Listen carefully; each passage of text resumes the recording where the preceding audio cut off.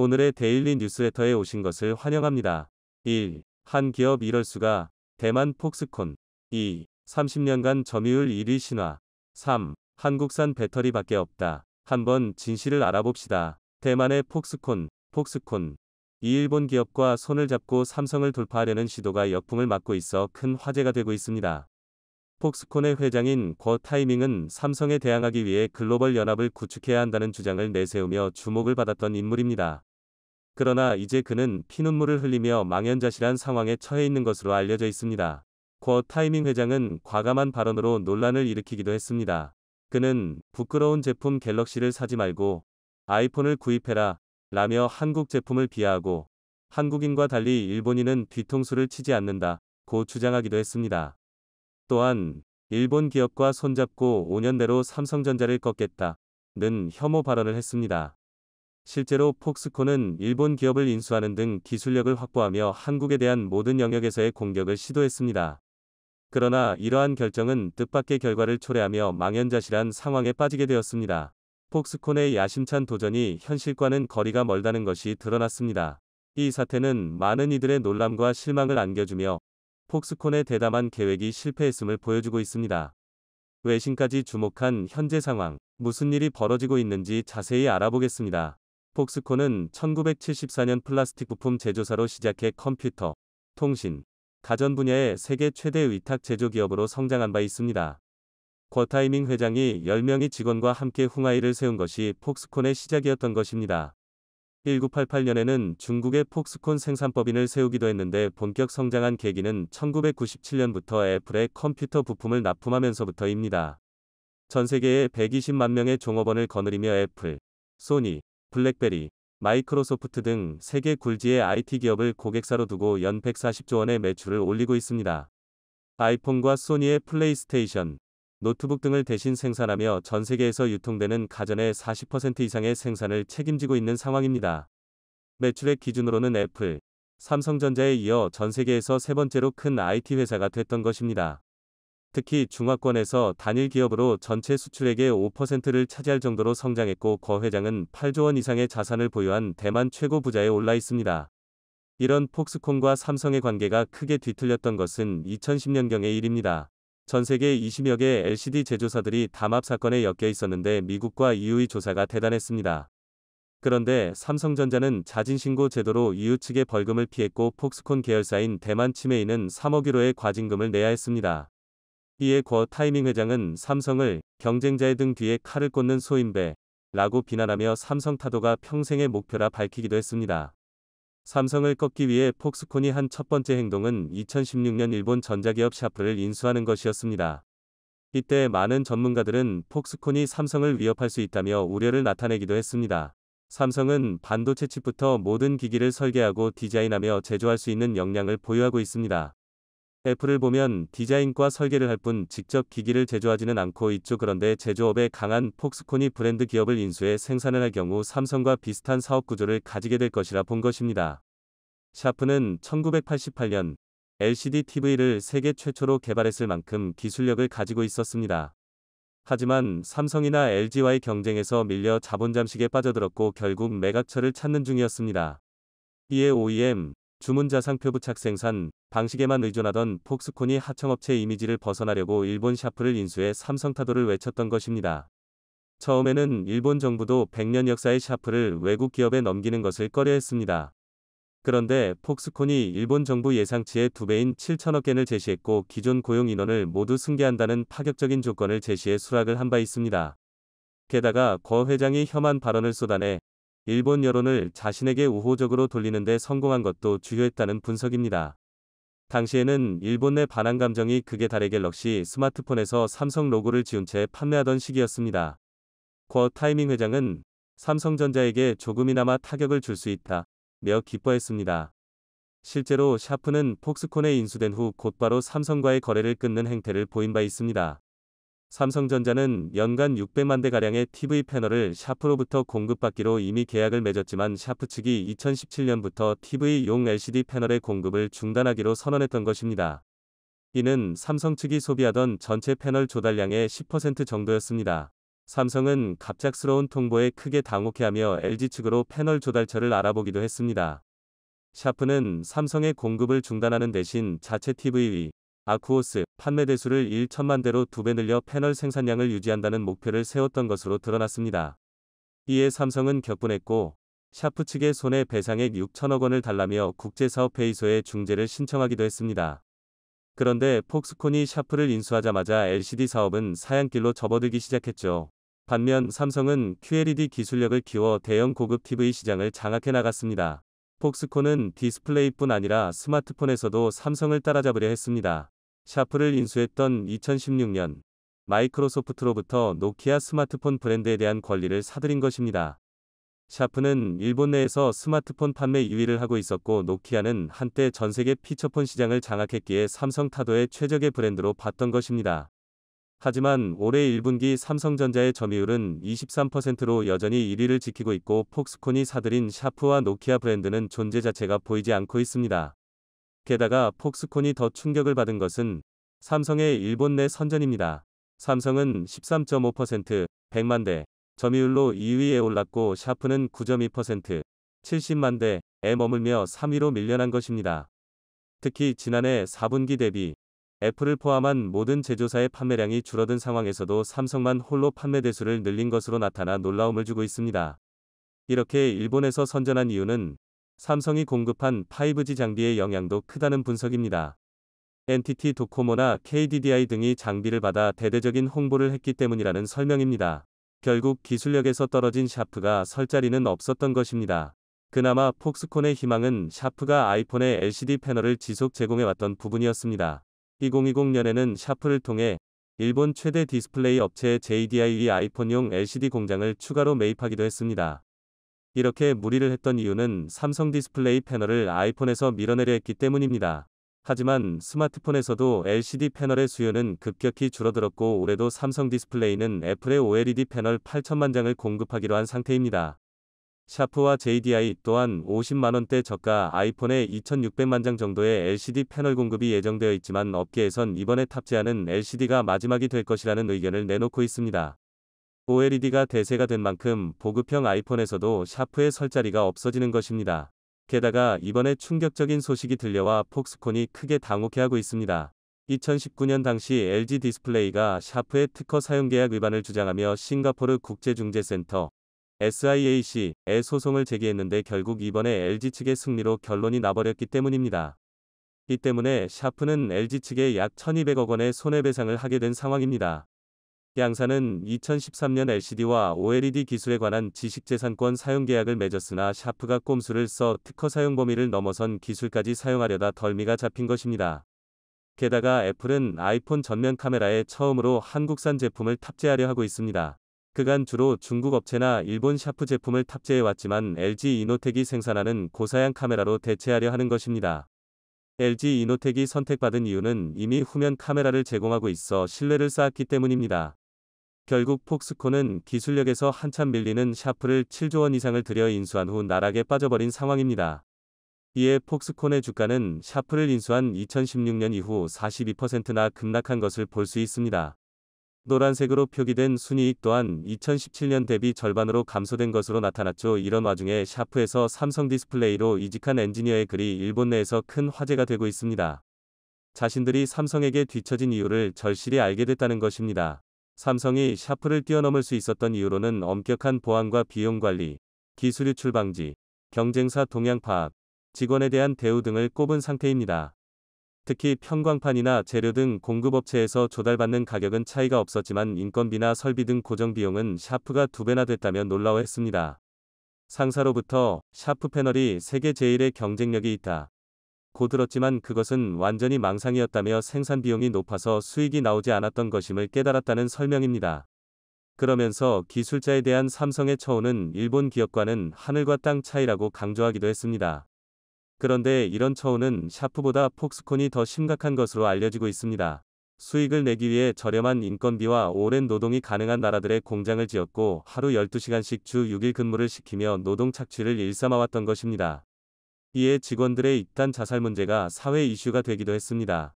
폭스콘은 중국 8개 도시에서 15개가 넘는 공장을 운영하고 있으며 60만 명 이상을 채용하고 있습니다. 그리고 브라질, 인도, 말레이시아, 멕시코, 헝가리 등에도 공장을 두고 50만 명 이상을 채용한 상태입니다. 그런데 그 타이밍은 전 세계적으로 100만 명이 넘는 인력을 관리하고 있다며 인간도 동물인 만큼 관리하려면 여간 골치 아픈 게 아니다 라는 발언을 해 구설수에 오르기도 했습니다. 폭스콘의 제품 생산을 맡긴 미국 IT 기업들이 소비자들의 비판을 받았으며 비난은 애플로까지 이어지기도 했던 상황입니다. 고 타이밍 회장의 지나친 친중 이미지도 문제가 되고 있습니다. 산시성 출신인 그의 아버지는 중국 공산당을 피해 1949년 대만으로 이주했지만 그는 시진핑과 매년 만남을 이어오는 등 오랜 친구 관계라는 이야기가 돌고 있습니다. 폭스콘 그룹에는 중국 공산당 지부가 설치돼 있으며 등록된 당원만 3만여 명이 넘는 상황입니다. 이는 애플을 포함한 전 세계 기업이 중국을 벗어나려 하는 움직임에 반하는 내용이라는 평가입니다. 최근 폭스콘은 한국의 강점이 있는 배터리 사업에도 뛰어들며 도전 의지를 내보이고 있습니다. 지난 15일 대만에서 전기차 배터리 공장 기공식을 열었으며 2억 달러 투자 계획을 밝히기도 했습니다. 이를 본 외신들은 한중 고래 사이에 끼인 새우격이라며 어려운 경쟁을 할 것이라 분석을 내놓은 상태입니다. 폭스콘은 애플카의 유력 파트너로 꼽히고 있는데 2년 내 전기차를 생산해 2025년까지 세계 전기차 시장 점유율 5%를 달성하겠다는 목표를 제시하고 있습니다. 그런데 문제는 일본 업체 니덱과 합작사를 설립해 전기차용 모터 개발에 나서고 있다는 것입니다. 일본 기업들은 이미 전기차에서 한참 뒤처져 있는데도 한국을 꺾기 위한 신념으로 협업을 했다는 분석입니다. 하지만 26일 블룸버그 등 외신들은 현대차는 조용히 전기차 시장을 지배하고 있다는 기사를 올리며 한국의 전기차 기술력을 치켜세우고 있습니다. 올해 5월까지 테슬라를 제외한 모든 전기차 판매량에서 현대차와 기아가 2만 1천 대를 팔며 1만 5천 대를 판 2위 포드를 눌렀다는 설명을 덧붙이면서 말입니다. 특히 테슬라가 거의 10년에 걸쳐 해낸 일을 현대차그룹은 몇 달 만에 이뤄냈다며 놀라워했습니다. 즉 대만 폭스콘이 아무리 일본과 힘을 합쳐 한국을 능가하려 해도 따라잡기는 어려울 것이란 분석입니다. 최근 파운드리 반도체를 등에 업은 대만이 업계에서 영향력을 강화하는 가운데 일본과 반도체 분야에서 협력을 더욱 강화하며 한국을 견제하는 분위기가 감지되고 있습니다. 업계 1위를 견제하기 위해 2위부터 그 이하의 업체들이 손을 잡는 모습은 반도체뿐만 아니라 다양한 분야에서도 나타나고 있는데요. 일각에서는 대만의 TSMC가 반도체 1위가 아니었냐고 말하지만 대만이 1위인 분야는 파운드리에 국한되어 있습니다. 시스템 반도체와 메모리 반도체 그리고 파운드리까지 종합적인 반도체 분야에선 삼성의 매출이 세계 1위이며 미국의 인텔이 점유율 0.1% 차이로 세계 2위를 기록하고 있습니다. 그만큼 글로벌 반도체 시장의 경쟁은 매우 치열하다는 것을 알 수 있는데 최근 대만과 일본이 협력을 강화하면서 경제 성장률에서 시너지 효과를 볼 수 있을 것이란 기대를 해왔지만 일본 경제신문 니케이의 경제연구센터에선 한국과 대만의 1인당 GDP, 국내 총생산이 2023년 시작과 동시에 일본을 앞지른다는 것입니다. 그런데 더 눈여겨볼 점은 대만이 2023년 일시적으로 한국의 1인당 GDP를 넘어서지만 그 이후 2024년부터는 다시 한국이 대만을 추월해 2035년까지 한국, 대만, 일본 3국 중에서 한국이 가장 높은 1인당 국민소득을 기록한다는 전망입니다. 니케이 측에 따르면 한국은 2035년 1인당 국민소득이 무려 6만 불을 돌파하며 같은 기간 대만과 일본은 각각 5만 2천 불, 4만 8천 불 또 한국과 큰 차이를 보여주는 추산치가 나왔습니다. 한국이 일본과 대만을 완전히 따돌리는 결과가 나온 이유는 매우 다양하지만 핵심적으로 산업구조의 안정성이 가장 큰 비중을 차지합니다. 대만의 경우는 반도체의 강점을 띠고 있지만 위탁 생산, 파운드리 분야가 전부 차지하고 있고 한국의 경우는 위탁 파운드리부터 자체 제작 시스템 반도체 그리고 D램까지 종합 반도체 회사이기 때문에 어떤 시장 상황에서도 유연하게 대응할 수 있는 능력이 있다는 것입니다. 그런데 반도체 말고도 한국의 산업구조상 석유화학, 조선자동차 제조업부터 IT 바이오까지 모든 산업 분야가 균형을 이루면서 발전하고 있어 일본과 대만과는 비교조차 할 수 없는 독보적인 위치에 있습니다. 특히 일본의 마지막 희망이자 초격차를 자랑하던 반도체 부품 분야에서도 한국 기업들이 압도하는 결과를 내고 있어 일본 기업들의 시장 점유율 하락과 경제 성장률 전망치에 영향을 주고 있다는 소식입니다. 관련 내용을 자세히 알아보겠습니다. 최근 니케이 일본 경제연구센터에서 일본의 1인 등 국민소득에 대한 우울한 전망을 발표한 와중에 이를 입증할 만한 통계 역시 발표되고 있습니다. 일본의 3분기 경제 성장률이 또 마이너스를 기록하 저성장이 아니라 역성장의 길로 들어섰다는 점인데요. 저물가와 저성장 그리고 산업 경쟁력 부족의 국가 부채까지 다양한 요인이 결합된 엔저 현상은 일본 경제를 더 깊은 수렁으로 빠뜨리는 악순환의 중심이 되어가고 있습니다. 내수를 진작해 경제를 성장시키려던 일본 당국의 목표와는 다르게 엔저 현상은 수출 증가율에 악영향을 미치고 있어 무역 적자를 가중시키고 있습니다. 최근 들어 에너지 가격이 급등하게 되면서 우리나라를 포함해 산유국이 아닌 국가들은 무역 적자가 유발되고 있지만 일본의 경우는 추가적으로 엔저 현상까지 가중되어 수출이 아니라 수입이 대폭 증가하고 있습니다. 10월 일본의 수입 증가율은 54%를 기록하며 일본의 국내 총생산과 적자를 심화시키고 있습니다. 전통적으로 수출의 강세를 보이면서 무역 흑자국 타이틀을 가지고 있던 일본이 급격하게 적자국이 된 배경엔 일본이 초격차 기술을 보유하며 1위를 하던 산업 분야에서 한국에게 자리를 내주고 있기 때문인 것으로 드러났습니다. 오래전부터 일본은 첨단 공법이 필요한 광학장비 분야에서 독일과 함께 선두를 달려왔고 그 결과 카메라 산업과 이미지 센서 부품에서 세계 1위의 점유율을 기록하게 되었습니다. 게다가 반도체 생산 공정에서 필요한 광학장비와 노광장비 분야에서도 아직까지 상당한 영향력을 보유하고 있습니다. 하지만 이런 분야에 한국이 진출하자마자 일본 점유율의 급변동이 생기고 있습니다. 스마트폰 시장이 본격적으로 시작되면서 동시에 카메라 산업이 제일 큰 타격을 받기 시작했습니다. 이에 한국의 삼성은 미래 시장성이 부족한 카메라 산업에서 철수를 선언했고 일본의 카메라 역시 스마트폰에 밀려 시장 규모도 감소하고 적자를 거듭하고 있었습니다. 이에 일본에선 돌파구를 찾기 위해 스마트폰 카메라에 탑재되는 이미지 센서에 모든 것을 쏟기 시작했습니다. 결과적으로 자체적인 카메라를 생산하기보다 앞서던 기술력으로 핵심 첨단 부품을 제조하는 쪽으로 방향을 전환한 것인데요.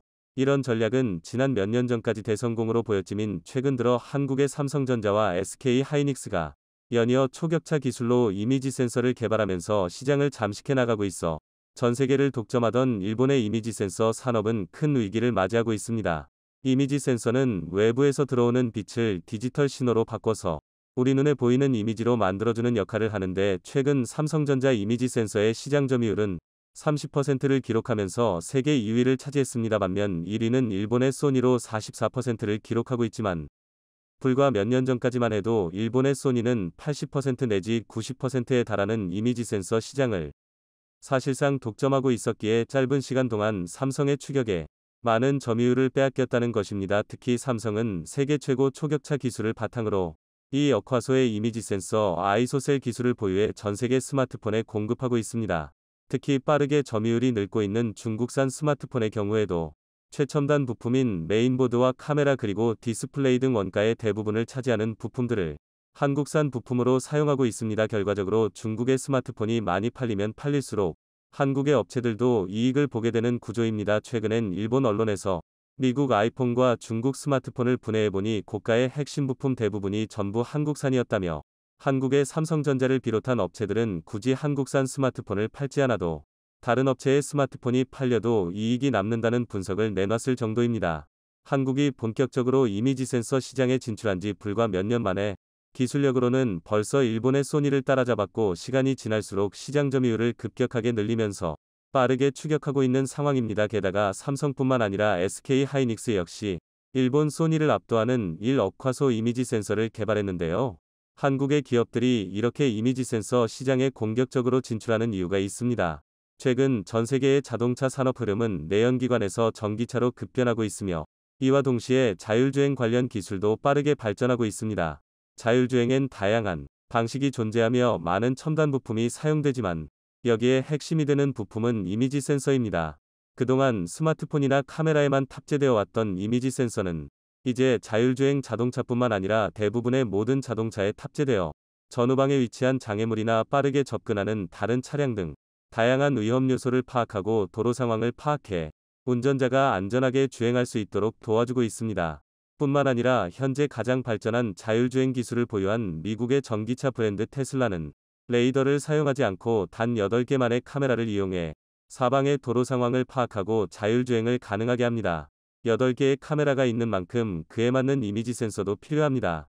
결과적으로 현재 카메라와 스마트폰에 국한된 이미지 센서 시장은 전기차와 자율주행 자동차 시대로 접어들면서 시장 규모가 수십 배는 더 커질 것으로 전망되고 있습니다.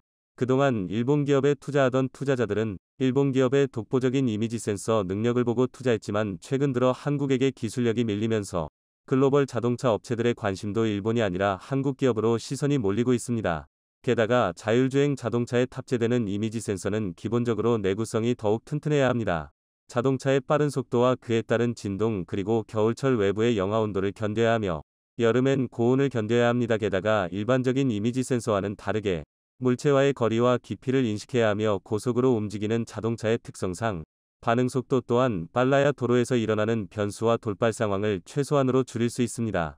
즉 단순히 좋은 이미지를 얻어내던 기술력과는 차원이 다른 내구성과 첨단 기술이 필요하며 가격 역시 일반적인 스마트폰에 납품되던 센서와 적게는 23배 많게는 10배 이상 차이납니다. 게다가 탑재되는 개수도 훨씬 많기에 앞으로 이미지 센서 시장은 지금보다 최소 10배는 더 커질 것이란 전망이 나오는 이유입니다.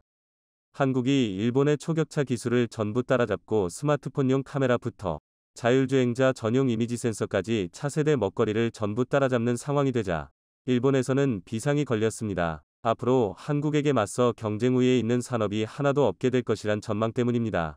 한국은 스마트폰과 반도체 조선 산업과 자동차부터 IT 산업과 바이오 산업 전부 최종 완성품에 가까운 먹이사슬의 끝단계에 위치해 있습니다.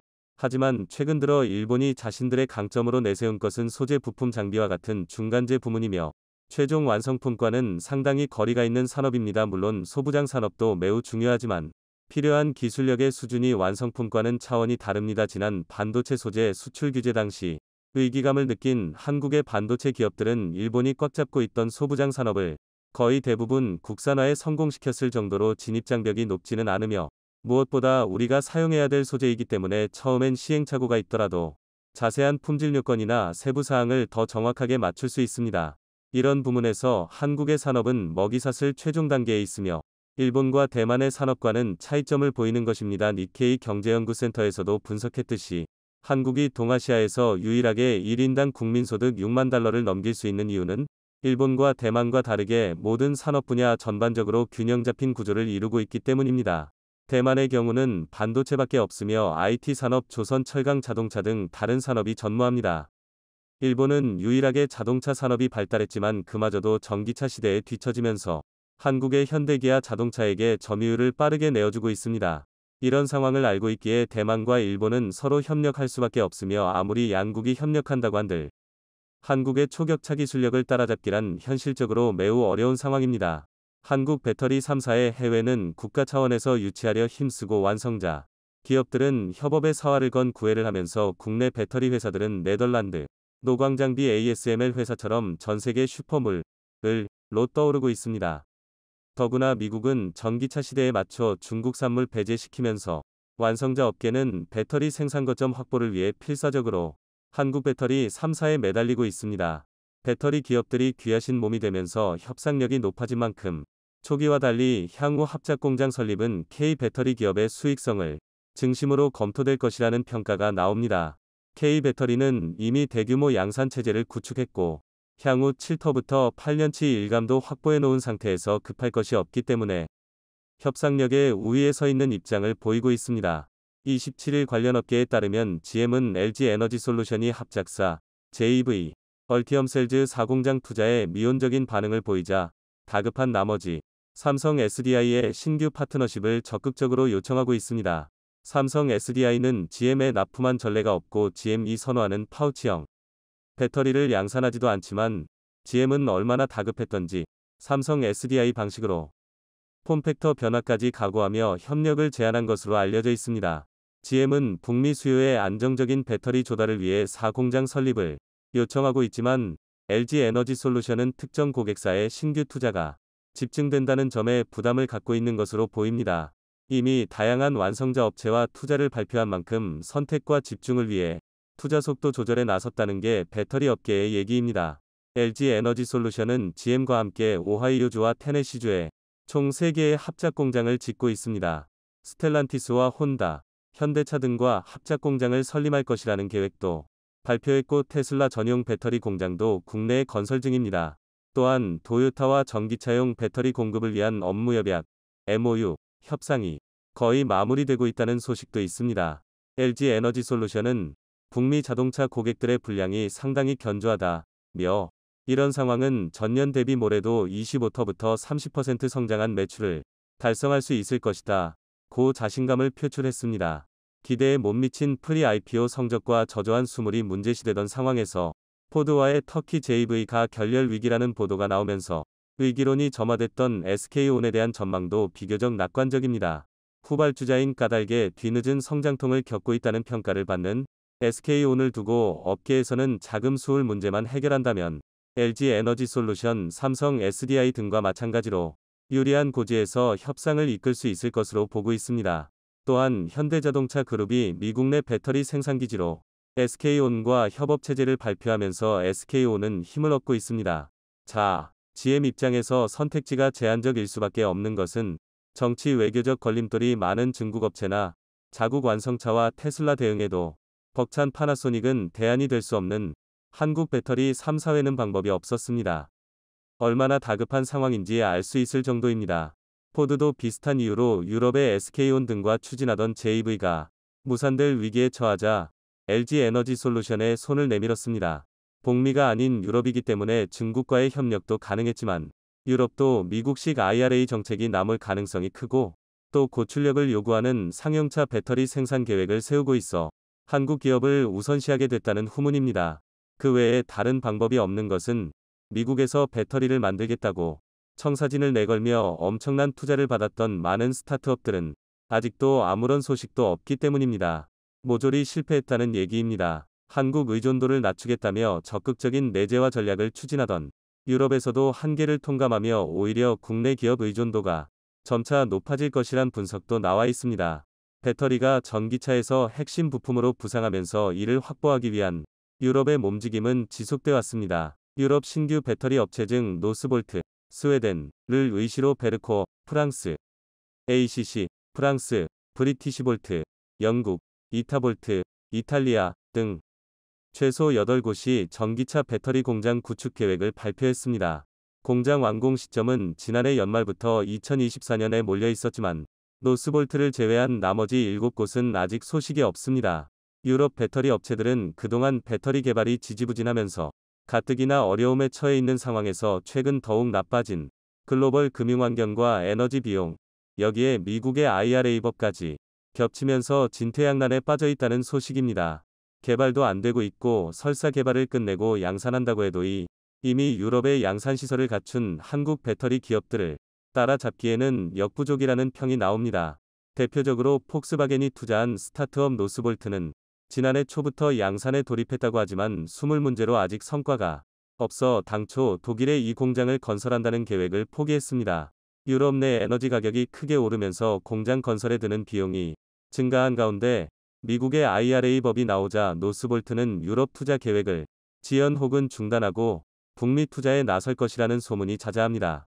노스볼트에 이어 성공 가능성이 높다고 했던 영국의 대표적인 배터리 업체 브리티시볼트는 심각한 자금난을 겪으며 파산 위기에 몰리고 있습니다. 유럽 각국이 막대한 자금을 들여 배터리 작업에 나섰지만 대외 경제 상황과 미국의 IRA법, 그리고 한국산 배터리의 강세 등으로 계획에 잇따른 차질이 생기고 있는 겁니다. 한국 배터리 3사가 유럽에서 신뢰성을 기반으로 한 좋은 성능과 안정된 가격 및 공급 때문에 안정적으로 공장을 가동하고 있는 영향은 새로운 업체가 비집고 들어오기가 여간 힘들게 아니라는 현지의 평가를 받고 있습니다. 새로운 업체가 이미 시장을 장악하고 있는 기존의 강자들과 견주려면 성능이 멀뚱하게 좋던가 아니면 가격이 저렴해야 하는데 이미 규모의 경제를 이루고 성능을 인정받으며 새로운 배터리를 연신 발표하는 한국 배터리 3사의 벽을 허물기에는 불가능하다는 것이 업계의 평가입니다. 중국 CATL 등 세 곳의 배터리 업체들이 유럽에 진출하려고 하지만 유럽도 중국 의존도 탈피 및 견제의 필요성이 계속 대두되면서 미국 IRA 법과 같은 규제를 마련할 것으로 보이기 때문에 향후 방향이 주목됩니다. 강동진 현대차증권 연구원은 유럽 내 규제가 만들어질 경우 그에 대한 대안은 한국 배터리 3사밖에 없다.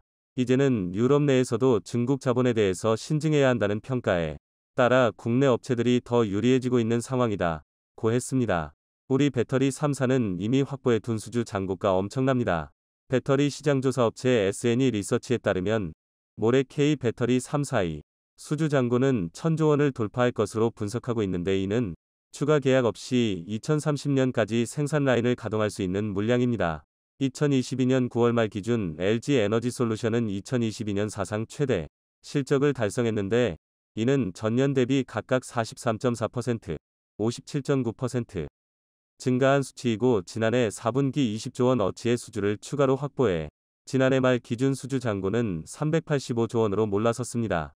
SK온은 같은 해 10월 기준 220조 원 규모, 삼성 SDI는 공식적으로 수주 잔고를 발표하지 않고 있지만 업계는 11월 기준 120조 원 수준의 계약을 확보한 것으로 추산하고 있습니다. 따라서 국내 배터리 3사는 매년 매출 성장폭보다 더 큰 신규 수주를 확보해가고 있다. 고 밝혔습니다.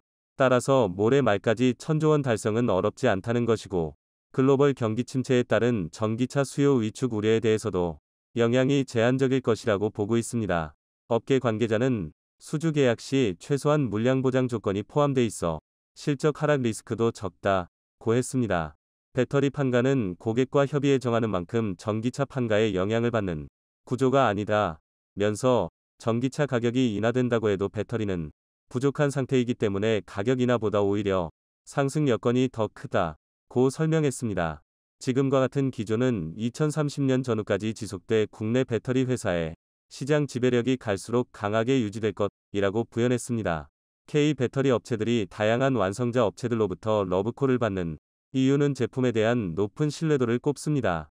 안정적으로 배터리를 납품할 수 있는 생산 체계를 구축하고 있고 파우치형과 원통형 등 다변화된 제품 포트폴리오를 갖춰 고객의 어떤 요구에도 즉시 대응할 수 있으며 중국산처럼 저렴한 소재를 사용하며 값싸게 만드는 것보다 품질과 안정성 위주로 만들면서 높은 신뢰도를 쌓았다는 것입니다. 박철환 서정대학교 교수, 자동차학과는 완성자 업체들의 K 배터리에 대한 신뢰도가 높은 것에 대해 안정적으로 제품을 납품받을 수 있고 품질이 좋은 때문이다.